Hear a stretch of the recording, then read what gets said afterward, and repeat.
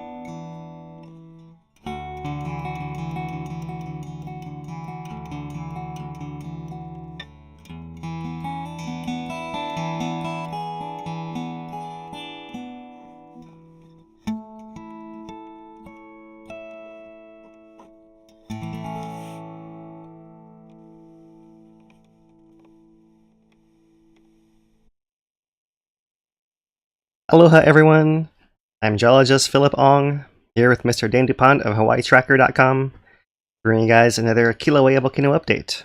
Today, Thursday, April 7th, 2022. It's been a relatively same week on Kilauea, but we'll cover the latest happenings here. We've had some big ooze-ups in the past couple of days that we'll talk about, and the long-term patterns of filling everything in context. Show you guys a bunch of time lapses today. If you have any questions, please drop them in the chat, and we'll have a discussion on chat as we go along. Dana will lead that as he goes, and collect some to share over here to our broadcast discussion too. So we'll take a break for that at the end of our presentation here. And of course, let them know if you have any issues with our video or with our audio today, as any other day. All right, so this is a last 2 weeks time lapse from the B1 camera seen from the east, showing the main active lava lake in the very back over here, and it's showing the activity in the foreground of all the different ooze-ups and flows across the crater floor over the past 2 weeks. And I thought I'd start with this today just because we've often been so focused on that central lava lake, that intermittent, right, but the most persistent area of open active lava that circulates for a while. But as of right now, it's only a 2.3% of that entire crater floor area. And so today we can maybe shift our perspective a little bit and just focus a little more on what's happening outside of there. as well as the long-term patterns, right? So I just wanted to just add on this last week of this B1 camera ever since this thing's been restored. Mahalo once again to the USGS HVO, who hosts and maintains and does everything with this camera. So we can benefit from the views here. And one cool thing that while we're looking here from the east is, besides all of the red glowy stuff, of course, it's just flashing everywhere all over the place, and all the gas you see kind of oozing out all, at various places as well. You can see spatter from a cone right here in the foreground coming up, right? It's actually building the spatter cone, and there's a second cone over here, and you see little bits of what used to be the old islands that appears here and here. There's really not a whole lot left. There's basically a couple of those little pieces there, and then the bigger one, which is in the background of this image right here. So really, we're focusing on any other stuff, but really pointing out this cone that exists here in the foreground. And I pan it over to the right some more. You can get a little bit more of a view. We're to the point now where the lava lake has filled this crater so much that almost every camera is getting cropped on one of those edges. So would you consider that a hornado or not? That little cone that's in the foreground there? Well, the way that I've been taught and the way I think of it, perhaps, is that hornados are something that occurs over like a lava tube, right?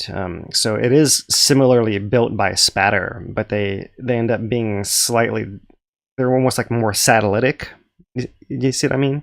Rather than being over the main source per se. So given that everything is kind of a crusted over large magma pool, I'm not sure if you'd call it exactly a hornado. I'm not sure if anyone knows definitively. I don't hyphenate it with like a source hornado or something like that and make it work. I think if someone used the word, the term hornado, then a geologist would understand what they're referring to and the commonality with the process, right? But you could be more general and call it a spatter cone, for example, right? Right, not say what kind of spatter cone, and with any indication of where it or how it formed besides being a spatter cone. So yeah, it's whether we call these pathways underneath this crust lava tubes or all one big body, or maybe if we knew more what it looked like, we could say better or guess one way or the other. But at this point, I will just play it safe, and I think spatter cone is the easiest way to put it for all your tour guides out there who are sharing about this stuff. Yeah.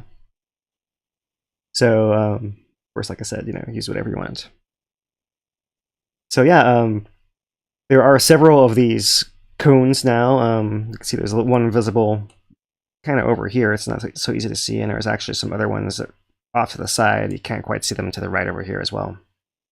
So let's move on from this view and look at just the last week here. And I started off with this pause view from this KW camera. The KW camera is one that flashes day and night, but it's one of the few ones that's that wide enough angle that's going to catch everything that's going on all at one go. And it is a little bit skewed, showing this closer side of the crater here, like a little bit bigger than this back side of the crater, right? That's back over here, right? So there's that of course.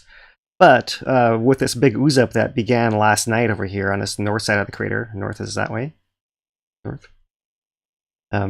That ooze-up is much more transient than our main active lava lake, but just look at the size of these things, right? This has actually been a shrinking footprint of the active lava lake over here on the right side of the image. And on the left, this thing looks like it's, I don't know, 2-3 times the size of it. Really, really big here. So it's really interesting how large these ooze-ups have become. And of course, the ones in the last couple of days maybe followed several days of a little bit more of a lull or lower activity of those ooze-ups, right? So maybe it was building up and came back to it. But that's all still within this larger pattern, larger trend that we know. We're not so sure what's happening this week, but we know that the last 2 weeks of March were not quite double the eruption rate of the first 2 weeks of March. And so we'll revise that with some more precise data from the USGS here shortly as well too. But to show you guys this whole view of what's happening, we'll start it off here with a view from this morning and let it loop back to a week ago here. So you can see over the last week, a little bit of activity all around, but not any major giant ooze-up around whole perimeter, while our main active lava lake stays active the entire time. We do have some variations in tilt, but no complete disappearance of the lava lake. It's actually been fairly consistent there. The lava level has been rising and falling a little bit. Rose and fell more earlier in the week when we had that larger variation. And it's doing so again right now as we speak. We'll come to that shortly too. but it's been fairly consistent. Whereas within just the last week, you can see just over here, and then that there was one earlier that occurs here on this part of that ramp, right? So when we look at this in the map view, we've referred to this sometimes as having cat ears, right? Because it's got these two little points that stick out. One is there, and then here's that round part, and the second one is visible, not quite visible behind this rock. It goes something like this. Right, so that's our kind of our cat face right there. I'm going to refer to that later on. So let's move on from this last week from the KW camera, and our more typical view that we see is this one from the S1 camera. So I've frozen it in that similar frame from last night. And once again, here's our main active lava lake. Here's that southern pit that has had lava falls that we'll look at. This might be pumping again right now. And here in the background, farther away, you can see really much bigger, certainly a lot longer size than this main active lava lake area right here. Like I said, transient. Some other glowing spots. There's one there. There's a main west vent cones over here. There's a glowing spot over here near the island as well. That's been on and off for a while. So no surprise there. Let's play this last week for you guys. This is a little bit of a proxy for what you might see from the viewing area to some degree. So these big outbreaks on this side, but also further this way off camera, also visible from the main overlook in Hawaiʻi Volcanoes National Park. And we'll play you a video of that as well. So just kind of recapping, zooming in on the lake itself. You can see here a little bit of this dark line right there. That's that cliff between the lava surface and that upper part. And you can see at the very end here, it drops down a little bit more significantly. When it does so, similarly in this pit in the foreground where the lava level also drops, and you can see that this little isthmus was open earlier in the week, and then it seems to kind of crust over, so it's likely an archway at that point. And the lava level drops, and then maybe collapses again. So we'll see what the current status is when we reload our page here in a few minutes. But this is the last week on the summit, right? Pretty standard on the main active lava lake, and then the big ooze-ups on the side. So far, I've only shown you that one. Hard to catch the others, but while I've been talking about it, here's our current S1 camera. Here's how it looked a little earlier today. And you can see there's some haze. It's been pretty rainy and windy, and still higher gas values being measured. But we can see a pretty distinct cliff, dark line here in the background. So the lava level has dropped. It doesn't seem to have disappeared. And it seems to be flowing into this pit with a little falls right here.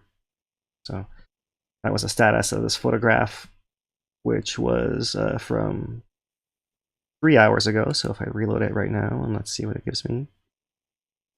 A little bit darker view. You can still see the falls in there. Quite a bit of haze still, and a little bit of the cracks in the crust of the lava lake visible right there. So yeah, as expected, that's the S1 camera right now. So one other point of view to show you guys is the V1 camera. This is zoomed into that west vent area. The west vent cones are over here on the right. This is what I've been calling that west vent pond for a while, and that main lava lake is over here on the top left, off camera for the most part. You only get the exit point. The whole spillway is lined by all these cones that we talked about in the last couple of weeks developing during those surges, and it appears to be still completely crusted over, putting out a whole bunch of gas. So you really don't see much of anything as far as redness in here. You can see a little bit of the variation up and down in the lava lake over here in the top left. A little bit of spatter comes out of the cone, but otherwise not a whole lot of action there.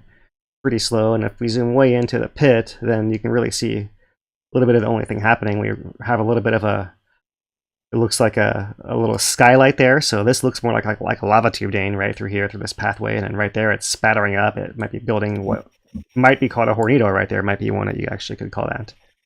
Right. That looks more like a lava tube, considering it rises up here, and there's a pathway that we knew was open that's crusted over from the rising and falling of the level, right? That's kind of the process event.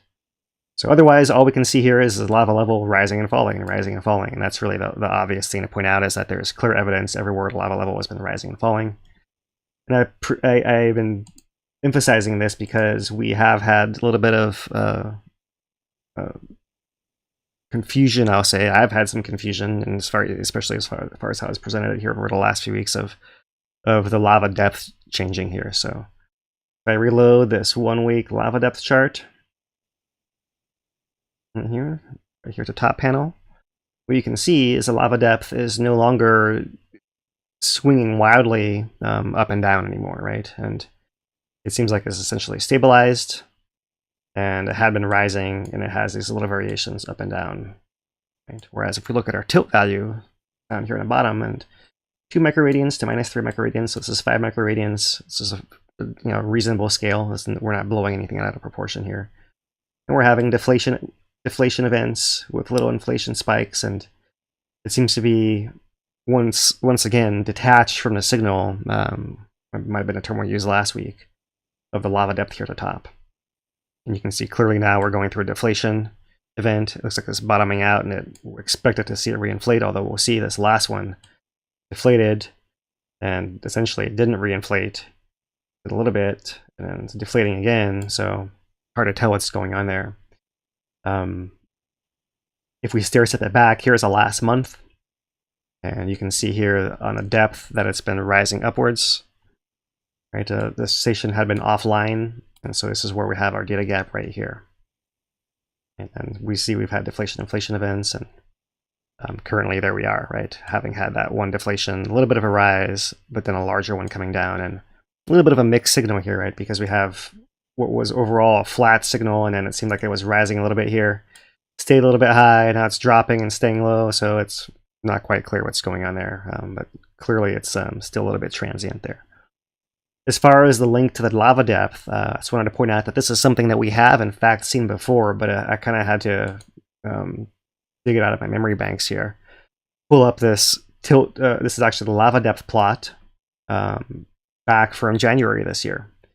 So before that point in time, it seemed like the laser was pointed to some part on the bank, and it seemed like that area collapsed or opened up. And then after that point, after January 7th, in fact, we started to see these swings of lava level going down and up that corresponded to the deflation inflation cycles. It actually began in January, and it seems like it ended during that gap in data over the last month or so. Right before that, if we go back to prior to that in January, our signals were showing a little bit more of this fluctuation with the inflation part of the ice cycles.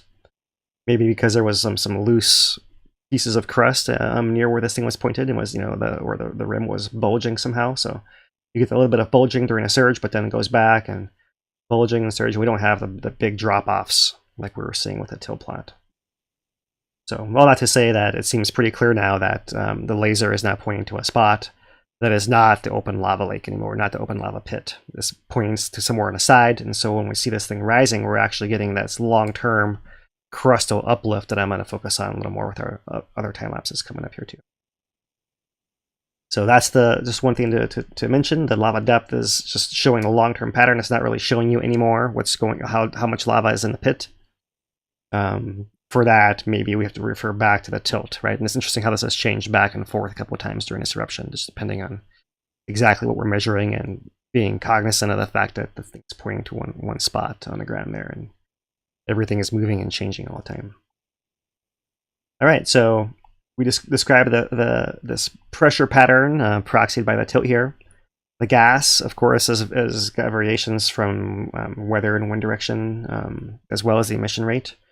But in the past, we've seen lower emission rates during these deflationary parts of the curves, and we've seen higher rates at higher parts. Right, so I'm actually going to skip down to this plot, the 1 month integrated SO2 right here, and you can see that for much of the previous month, we've had values down here under 2,500, and really the last 4 values have all been above 3,000. So it seems like maybe we're a little bit higher. The fluctuation that we saw before, when we were seeing the fluctuation from 2,000 to call it 1,300, or sometimes down to a few hundred tons per day during the deflation events, it seems like we look at these two right here and those two right there on either side of this box. Let's curl it up here. We're looking at right here. We're looking at right here, and we're getting consistent values, right? So it seems like perhaps here, maybe that haven't dropped quite enough yet, but perhaps there's starting to decouple a little bit. It's hard to tell really what's going on here through this noise, but certainly interesting to see that it's gone down essentially right in the last couple of days, and we have not seen the gas values do that. They've stayed a little bit higher. So that perhaps has something to do, or may have something to do with that higher supply rate, higher eruption rate, possibly something out of that whole mixed bag in there. Okay, that's what we'll talk about as far as the plots for now. Since gas is still our main hazard for people on the island and elsewhere, here is our most recent SO2 fog forecast from the Fog Mapping Project, University of Hawaii, weather.hawaii.edu.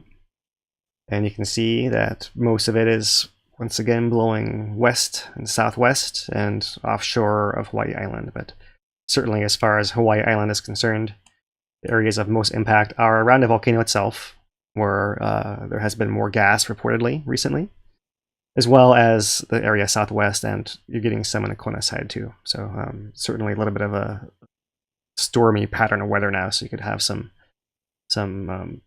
gases blowing to some areas you don't usually do. It's all at low enough levels to not really be worried about, but possibly detectable if you're sensitive to that thing. In a national park, everything is still in the green despite all that intensity there.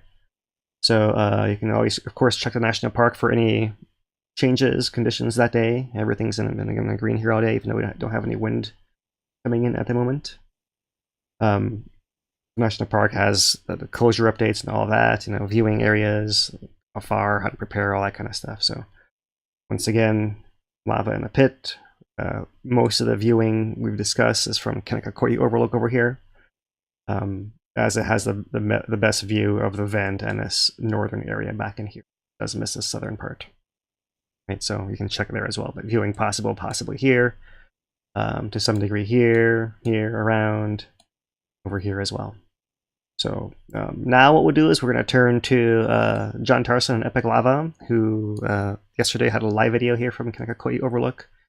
And I've just slightly edited it a little bit. Mahalo, John. I appreciate you letting us use this and sharing with everyone the views on the volcano. So I'm gonna, for just 3 minutes here, let John describe what he sees yesterday during a break in this weather, looking at the volcano from that overlook.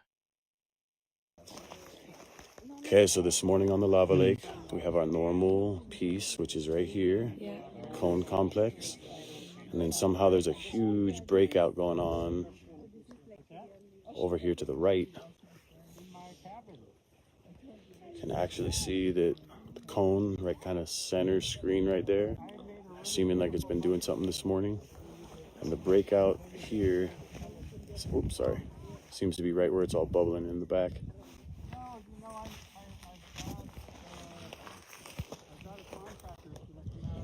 But again, the drop down block, the whole area out here, Mauna Loa, the active portion of the lake.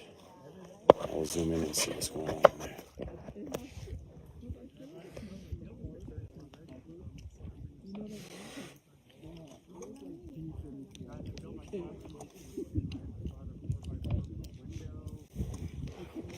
Just a little lower basin. There's a lot of gas coming out today. Normally we have, I'd say on average, like 3,000 to 5,000 tons a day when it's big. You never know. So this is kind of zooming on the whole lake. This is the side that's close to the cone complex.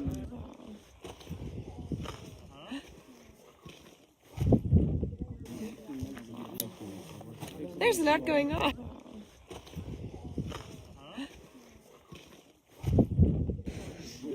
This is the cone complex. There is hydrogen and a little bit of spatter coming out today, but not a ton. Okay.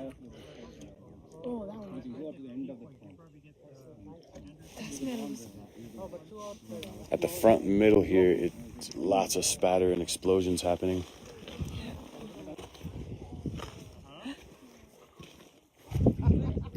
Okay, moving this direction. There are some lava flows that are kind of on the edge, right up here. Seem to be relatively small breakouts.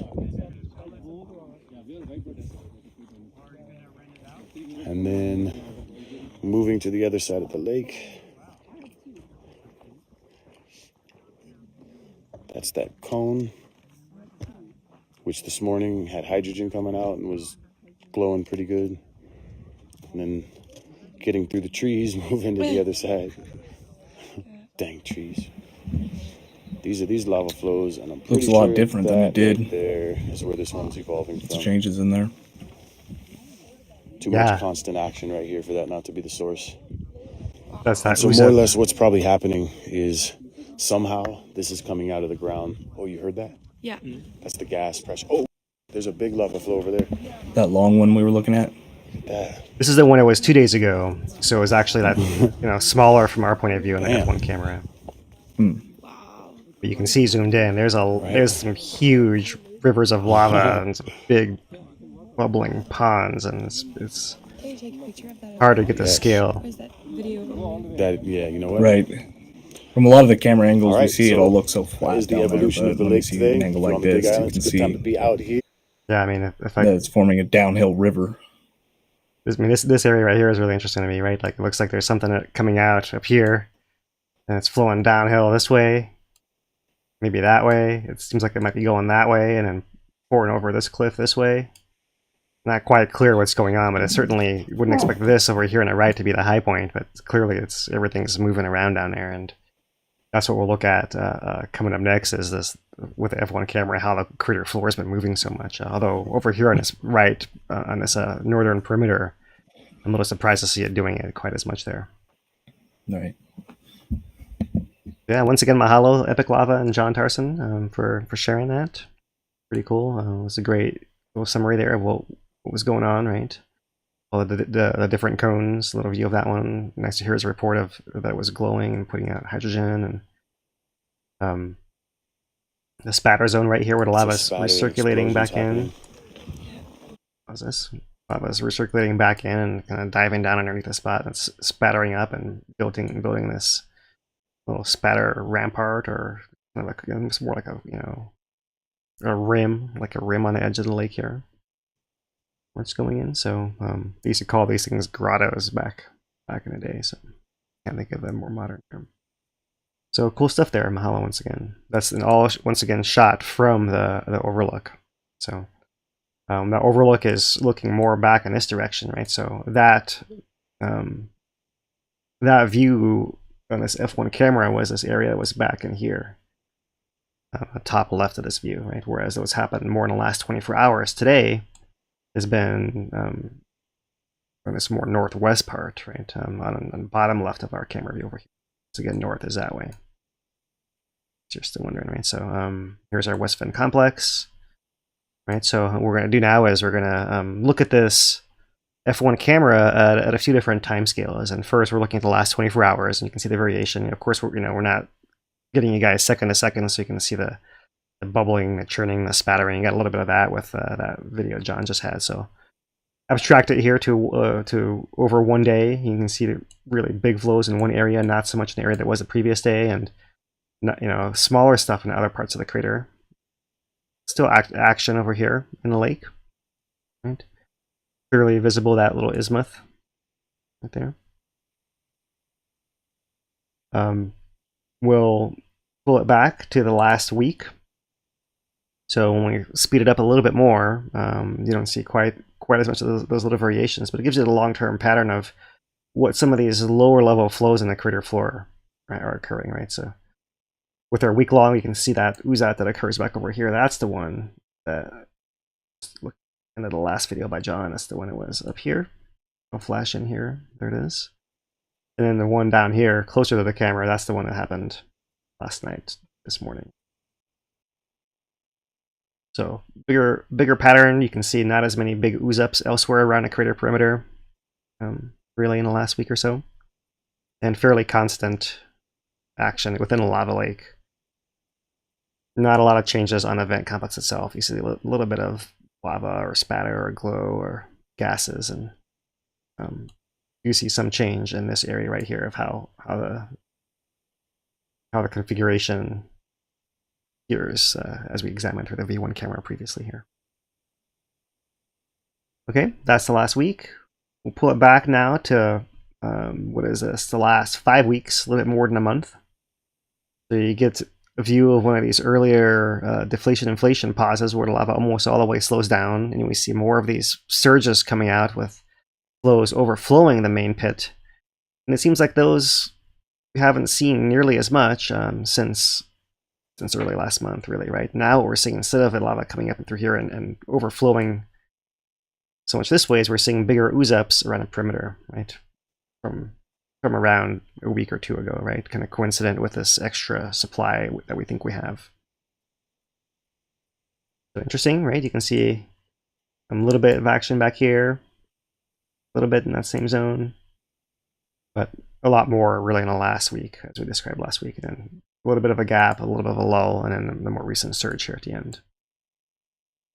And to kind of put it all together, here is the whole eruption back from September, all within 5 seconds, and obviously it's greatly sped up to achieve that, right? And there's a lot to look at on this one. I want to spend a little bit more time on here. So, kind of first order things, our field of view is interesting, right? We start off with a whole lava lake visible within a camera for the most part. A little bit was missing from the right part over here, the very beginning, but we fully have that full left margin. If we focus in the top left up here, we can see that little piece of land right here is incrementally covered by lava. So lava is now covering all the way down, and there's another piece, another shadow right here. You can see that this piece of land is also getting buried by lava more and more and more as it goes on now. So as of right now, at the very end, the most recent frame, we now have lava all the way from here all the way up to here. Fully cropped on the left side. We lost a lot of the detail of the margin on that side, just like we have on the right side now. But really, we have most of the middle and top and bottom, and we're missing what's going on off the edges. So that's just the size of how much it's spread out, right? We'll look at the acreage here shortly. A couple other things to focus on. One I thought would be cool is the actual west vent cone itself. You can see how it's built up over the last 6 months or so. And early on, as more of a spatter cone, and then steeper topped at the end as we essentially shifted vents from the main west vent itself to the pond to the side over here. And that's the next thing to examine here, is just really the shifting and the contracting of this whole active lava lake area. We zoomed in a little too much there. You really can see a lot more easily when we speed it up to this rate how much the lava has contracted and continues to do so even over the previous few weeks here. Working that arm on this northern branch is getting skinnier and skinnier when we've had the isolation of that southeast pit over here. And even the margins closer to the sides here and here seem to be coming in as well. And so that's really a fascinating thing, the shrinking footprint here. And perhaps that's one reason why, in comparison, when we look at the size of these other big ooze-up flows around a perimeter, they look so big, is because the lava lake itself is actually getting pretty small compared to what it used to be. So the final thing to really focus on is just this whole uplifting process itself, right? You really can see the bulging, this cracking, this whole darker crater crust that's pushing up in the middle right through here. And it seems like it goes a little faster, a little slower, a little faster, a little slower, but you really can see that there's that central buoyant core right in the middle right there. And that's really what the main story that's going on here, is how this whole area continues to uplift and accommodate area below that, to the point where we really have to rely on the DEMs that the USGS is synthesizing from this structure from motion software, right, with their flyovers of the crater, to really get a full volume of how much lava is injected underneath the crust, because so much is injecting under the crust that you don't see as much of it as is leaking out and overflowing the crust in the surface. All right, so that's the big picture, and I thought I would give you guys one bonus one. Rewind it all the way back to this is November of 2020. So we're looking at 16 months now. And the last eruption, which lasted in total 5 months. Then there were 4 months of no lava, and then we've gone 6 months since then, right? So the very first pond of orange in the bottom is actually that thermally heated water, groundwater, that was pooling in the bottom of the crater right there. That first burst of eruption kind of zips up fairly quickly. And then the second burst, and you can see it's kind of similarly zipping up as well. But transitioning now to ooze-ups, perhaps, as there's less area for it to circulate it. I would not be surprised to see that main lava lake area continue to close up over here, just like it did previously. But to see lava oozing up from these different breakouts around the perimeter, we'll have to wait and see exactly how this plays out. That's the time-lapse rundown right there. So we did have a report from the text updates that mentioned the new value of volume, and we did calculations of eruption rates on that last week. That's where our whole almost doubling assertion comes from. We actually have more precise data come out this week. A map put out for March 31st with statistics through March 30th, 11 a.m.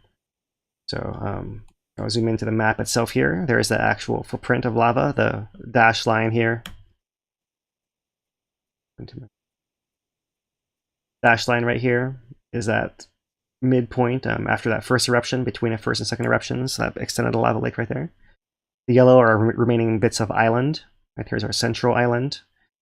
And there's our former original west vent and other little islands here. The purple is our west vent pond, although they're labeling it the persistent lava pond. And then the intermittent lava lake here in red with that little small connection and pit to the southeast here with west vent complex over there, right? So there's that flow, the cat shape I referred to earlier with the one year and that second year right there. So the other thing we like to check here is these numbers themselves. And so the report that we had from the text update was actually 64 million cubic meters volume on the 29th. So it's slightly more precise here. We actually have 64.5, rounds up to 65 million actually, on the 30th. So we also have our surface at 844 meters above sea level, 2769, with a thickness now of 331 feet, 101 meters.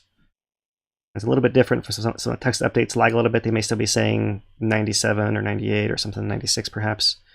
But this most recent map puts it over 100 and 331 feet. So that means since September, 17.1 billion gallons, 65 million cubic meters. 213 acres is our coverage now, 86 hectares. And just to make the plots a little more accurate, this one didn't actually change too much as far as what we're showing you guys. The value over here on the right over the last interval with those new numbers dropped from 6.1 meters per cubic meters per second to 5.9. So not a whole lot. It's still both about 6, right? So really from 3.2 to 5.9 is not quite the same as 3.2 to 6.1, but still on gross order from 3 to 6 is a doubling right there. That's what we're talking about as far as a rate. And updating the volume on the graph itself here, you can see that 65 is our rightmost number coming after 58 here. So close to 7 million cubic meters in the last 2 weeks alone here, right? Our last eruption ended at 41.2. So that combined here, combine the last eruption and this eruption together, we've now gone over 100 million cubic meters, 106 million cubic meters, and 28 billion gallons. Right? This is a giant number that's hard to comprehend, really. You have to think of something to fill with billions of gallons of things, so it's kind of hard to do anything really. Oil reserves or something. No? As far as our total depth, back to the original point before the first eruption, we're now at 327 meters or 1,073 feet. So over 1,000 feet thick, top to bottom from the collapse point, post 2018 collapse point of the bottom of the crater. And we've been filling it and in those bursts ever since, right? So 327, I wanted to come back and revisit this whole Empire State thing. So Empire State Building, these are all buildings in New York, right? So the World Trade Center is now the tallest building once again. Our value of 327 falls right in here, more or less, right? So you can see that it's taller than all but these 4 buildings in New York City already, Lava Lake, as far as its depth. And focusing on the Empire State itself, 327, somewhere right in here, you see it puts it above this very bottom, this very, very top wide base of the pinnacle of the tower here, right? So I think there is an observation floor somewhere like on the 80th floor, an observation floor on the 86th floor. That's somewhere right in here. That's more or less would have been covered by lava right here. And then you could still take the elevators up to this upper little platform. That would still be above the lava level right now. So I thought about trying to update this graphic that we had from before, from last year, right?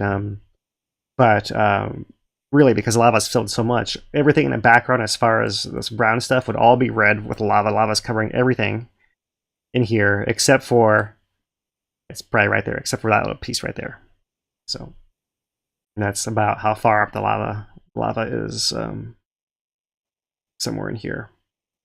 We'll say, and everything else would be red everywhere else. So perhaps I'll be able to update that, but just a tippy top is all sticking out. That it's obviously a very tall part of it, but obviously the skinniest part too. So bulk of the building is under the lava by now. Okay, a couple of final things here before we wrap up to some questions. One is revisiting our geophysical. Here's GPS across the summit of Kilauea, and we noted last week that we seem to have a little bit of a faster rate, and we had a little bit of a data gap coming through right here. And you can see that perhaps what really was going on, because we now see it has had a little bit of a return to the regular trend here. Perhaps this was linked to the fact that we had no pauses last week, and maybe it's restoring itself now that we have a little bit more of a flatter tilt signal as well. So it seems like that pattern has restored itself back to the long-term trend. And likewise, scrolling down to Pu'o on the East Rift Zone, similar kind of thing. It might have had a little adjustment, but it's back to its previous pattern now as well.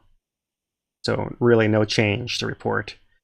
Nothing noteworthy on the rift zone there visible from GPS. Earthquakes are still low. Here is the last year on Kilauea, still within that same background values. Here's the last month. Natural ups and downs. Nothing really to see there. Over the last week, locations aren't that unusual. We do see this cluster of blue ones right in here, right? Which, if we go to the cross section here, that's that interesting zone we've had underneath Kilauea's base right there, 30K down. Right, the summit of Kilauea is all the way up here. Normally, the magma chambers we describe are like up here and here and here, so this is way, way, way, way down there.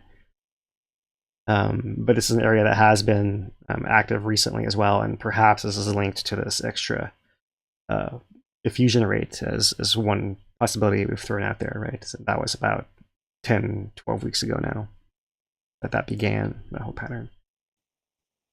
Okay, and for the last month, you see similar to what we've seen, you can see that little new cluster and the pattern of all the other ones that have been occurring, we've been pointing out and talking about for weeks and weeks and weeks here. Okay, so that's everything with the earthquakes. We'll just wrap it up with looking at, let's zoom in out here. Island of Hawaii, earthquakes. And the thing that's unusual here of all of this is down here, right offshore. We'll get to that here in a second. Pahala earthquakes are still occurring. Kilauea is relatively sparse. Mauna Loa, similarly, it's not any different really from recent weeks. It's not dead or anything, but it seems to be holding its usual pattern there. And what's unusual more so is all these ones offshore. So let's just see if we can change our layers. Let's put in some ocean down here. Right, and then you can see that this is actually the flank of the volcano formerly known as Loihi. So we can turn to USGS reports. They actually put out reports. So we Normally looking only Kilauea. But today I'm going to try not to butcher this name here, so please forgive me. I'll give it another shot here.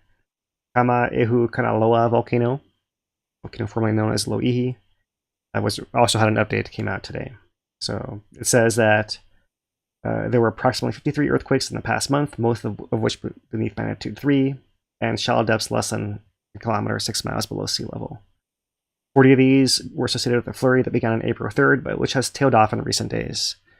Although the earthquake count for the past month represents an increase for Kīlauea over previous months, the flurry was of similar scale to one that occurred in December 2021, and it was much smaller than an earthquake swarm in May 2020. So there you go. Kind of a small swarm in the grand scheme of things. Some adjustment happening in that volcano offshore, but nothing to be alarmed about there either. So that's the earthquakes. Couple of final things here to wrap things up on the list. One is Volcano Watch this week. Danny, if you want to jump in and give me your take on this week's Volcano Watch. It's I like how this last couple ones have been written really, and the topics at hand.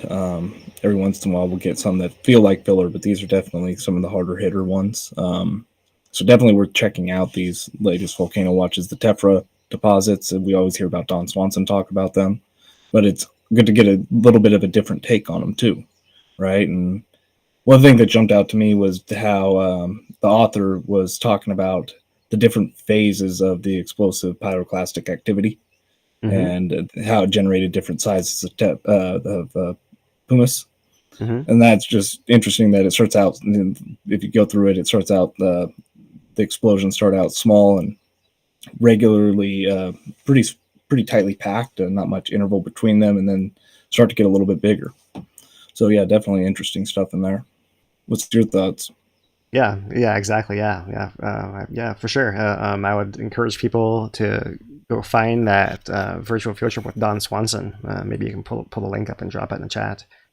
But that goes well along with this story. Yeah, and I really appreciated the effort that the author went to storytell here.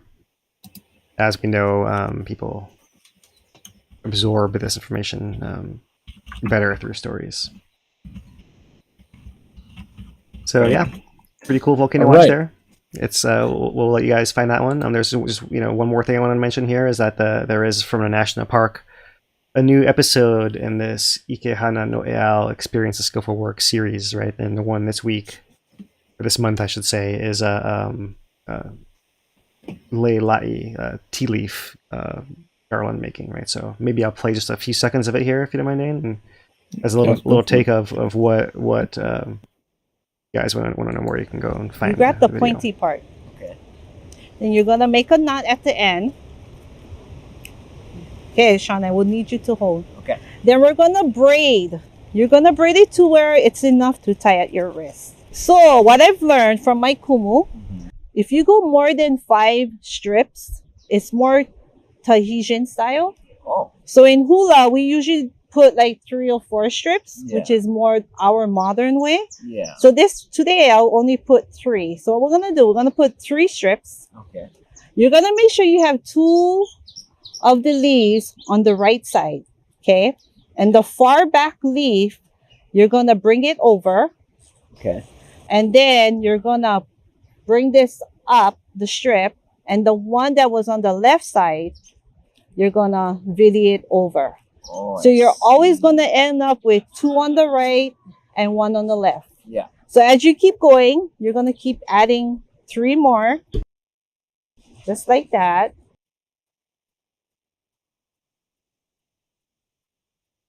And you're gonna just keep on going and doing the same thing. And you're gonna lift up and bring the left over. So you always have 2 on the right. Okay, then we'll have you try.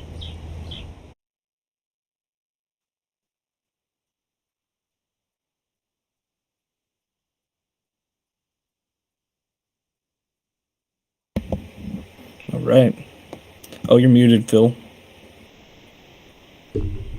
All right, sorry. Yeah, I had a little coughing fit there. I had to mute myself. I thought I pushed the button enough, but so yeah, there you guys go. That's a little bit of a preview the tea leaf making. You can kind of follow along. Of course, they go through all the proper protocol and introductions, all of that. I just wanted to pull out like a few seconds from the middle to give you a little taste of what it might be like. Right. In case, which is the point being that you can actually follow along and try this at home if you're so inclined. I like these right videos materials. just because they, preserve little bits of the culture and these, the people. A lot of the stuff is, like cultural Hawaiian stuff is oral, and these types of videos preserve it for people to get that story from this person in the future, maybe like 30, 50 years. So I really enjoy this series that they're putting together. Yeah, so yeah, me too. So mahalo, you guys at Hawaiʻi Volcanoes National Park. Good job. Right. Shoot stain. All right. So we got this week. Yeah, so let's do some thank yous and then we'll get into our Q&A. We had a decent amount of support today, and I want to acknowledge each person that dropped a super chat in the YouTube channel. First is Langer, who said, always great to learn more. Keep it up. Thanks, guys. Appreciate the $20 donation. Sean donated $5. No comment. Appreciate that as well. And then we have Chris. Thank you donated $10. Says thank you for all your great work, keeping us informed. Thank you, Chris. And then our longtime supporter, Gary Bryan, with a $35 super chat says, thanks, guys. Great update. Appreciate all the support, everybody. We do rely on viewers like you in a large part, not only on donations, but get this message out there. So the likes, shares, and subscribes, they really go a long way. But really the thing is nowadays is leaving a comment after the live video ends to get it to bump in the algorithm. We appreciate everybody that helps us out in that kind of way. We also do have a site that may or may not be down right now, but it is hawaiitracker.com. And that's where we put all of our information that we post on various social media networks. We consolidate into one place for you, and it's in chronological order, so you can always catch up or find out what's new. If you think something's going down, you want to see if we're talking about it, that'd be the place to go immediately. We also want to recognize our longtime supporter, Kilauea's Bar and Grill in the heart of Pahoa, as well as a new location out in Orchidland. They got 2 different menus, the indoor-outdoor dining. They got full bar there at both locations. It's definitely affordable.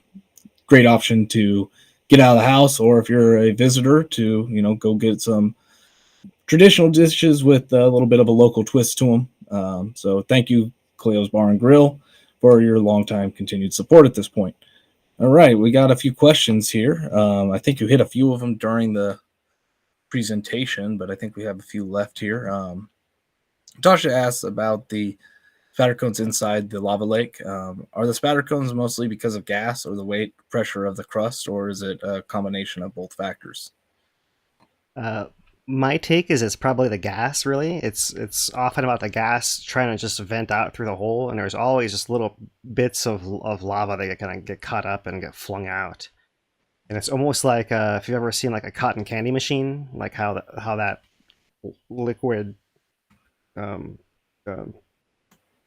material gets strung out into the cotton strands kind of thing, right? Like the lava that's moving through these areas underneath the crust gets spun out and strung out like that also. So you end up having like a combination of like Pele's hairs and spatter and all this stuff globbed together. And it's almost like as the gas comes out, it just kind of gets globbed out and gets flung out of the hole. And that's how you end up having these spatter cones built out, mostly gas driven, right? So the crust, of course, does have some weight, but then for it to be able to depress whatever's below it, it has to be heavier than what's below it, and that doesn't seem to be the case. It seems to be floating and buoyant on it, whatever is below it still, right? Maybe not as much on the edges, but definitely so in the middle. All right. Jason asks, using the current flow rate, what is the best guesstimate of time to fill in the rest of the crater? I'm gonna have to find a thing from last week. Last week we had this up. Let's see. The thing is, if we take the current moment in time, it kind of hit that flat spot today because of the DI that it's going into. It might not be the greatest to snapshot right now, just because it's not the true trajectory of the long-term pattern that we've been seeing, which kind of expect to hold once the DI cycle finishes, right? Or to resume. Yeah. So I mean, the filling rate question, right? is more based on like the value that I got for the last 2 weeks. Right. Right. So here, pull this back up again. So we did this last week. It all depends on the value of the rate. So the rate from the beginning of March, so about a month ago, was a little lower. It was 3.2 cubic meters per second. And at that rate, which seems like it was reasonable, right? It would take here, I'm going to zoom this in and maybe give a quick summary, right? So this is where we are in the current volume, right? It would take until probably December for it to get onto that downdrop block. It would take it until 2025 to reach the same elevation as the 2018 lava lake actually reached. And it would take it to 2027 to reach the main caldera floor. And it would take until 2028 to reach the southwest caldera rim, quote unquote, my interpretation of fill up and spill out. Right, as full as we can make that thing by filling it with gravity at current configuration. So that's the slow rate, right? Slower, right? 3.2, right? So I have one here. Let's see if this is the right one. That's a 6.1. So maybe not maybe a little faster compared to the 5.8 that we have recalculated now. But if it goes at that faster rate, then downdrop block occurs probably at the end of summer. Reaching the elevation of that previous lava lake occurs next year, about a year and a half from now or so. Right? It actually reaching the caldera floor would occur in about 2 years, 2.5 years or so. And then reaching the caldera rim to spill over would occur in about 3 years in 2025. So if it keeps up this gangbuster rate we've seen recently, 3 years. If it goes back to its normal rate from before that, it's more like 6 years. So that's the short answer to how fast the thing will fill all the way up to spill out. Right? That, the rest of the crater, that being the whole caldera, that innermost crater being that downdrop block, and then that middle-sized crater being that main caldera floor marker, right? So several markers to go. We'll probably see it reach that inner pit. It seems like by the end of this year, downdrop block area. But it's going to take the whole rest of the year for it to get there, probably. Seems reasonable. All right. Moving on to the next one. Jim asks, oh no, we already did that one. It says Art asks, will you do a 4-year recap of sorts for the May 3rd anniversary of the eruption? Lots to talk about between then and now. I can take that one. I'm going to try and finish the Drones On series. We have one more episode to produce, and then for the finale, basically, and then need to edit it all together into a more digestible, maybe hour and a half format. Try and make it into a little bit of a movie, and we'll try and release that on May 3rd for the anniversary. Right. So that'll be a recap of the actual 2018 events, and we probably can also, beyond that, just to make sure. Sometimes it's hard to understand the questions as they're typed out, right? But we could also recap what's occurred between since then to now, the whole 4 years, so to speak. From if that's the question, we could do that. We could do that also. Yeah, for sure. We'll probably do that in maybe the live stream. Talk about it a little bit. That week. All right. Yeah, so Jim wanted to know about earthquakes. We did those. I see a question from Casey Tanner about the hydrogen gas. That kind of goes back to an old update we did where we had video from John Tarson as well that showed the blue flames. And we dug out an old Volcano Watch from the USGS that talked about those flames and how quite often hydrogen gas that was just getting heated by the conditions in that cavity of the vent, the opening of the vent there. So we're assuming that based on previous research, and I'm not able to get any better info than that, right? That's the answer, Casey. We don't exactly know, but that's our best guess. Okay. Yep. And then we got one from David who was asking about the tilt signal that the tilt signal from last week, where it started to come back up, but then it really didn't complete that cycle before going back down. Is there a name for that, like a partially failed DI or anything like that? It's I don't know that you can break it down so easily like that, right? Right. And the reason is, I'll answer it like this. I was just reading about the 2008 and 18 lava lake and the tilt signals that they've had there, and how the tilt signal sometimes got got superimposed on intrusion signals or magma movement signals from the summit to the rift zone kind of thing. So you have your regular deflation inflation, like what you expect to see, but then you also have these other trends that can occur and then can superimpose one on the other. And so what might look like the deflation inflation didn't actually complete it. It may have, and you may have something else superimposed on it that's doing a stepping it down so that it looks like the deflation inflation is not actually ending. But what you're really seeing, is like a downward trend essentially with this deflation inflation superimposed on. I don't know, like there is that kind of thing that can happen also. I'll just put that out there as well.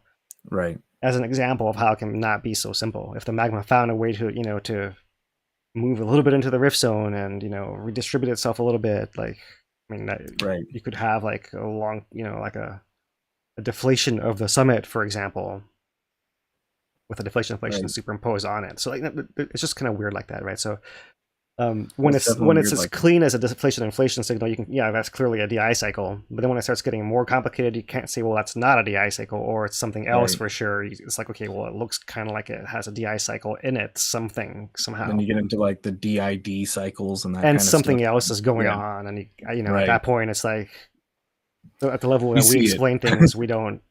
At that point, you just say, okay, that's enough. It's something else is going on as well. So, but good question and good thing to notice and discuss. Mahalo, David, for that. All right. Well, I think that does it for the questions for this week. Unless you see any others that I've missed, I will pass it back to you until next week. We will be back at 5 p.m. Thursday, Hawaii Standard Time. And unless something happens, which we don't expect, and if it does, we will be live to go over what ever takes place. But nothing else. We will see you next week at same time, same place.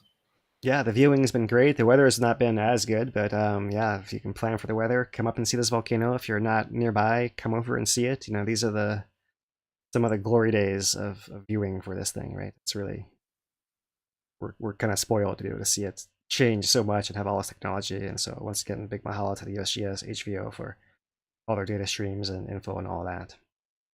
And as Dane said, unless something else dramatic happens between now and next Thursday, we'll see you guys then. So for HawaiiTracker.com, he's Dane DuPont. I'm Philip Ong. Aloha, everyone.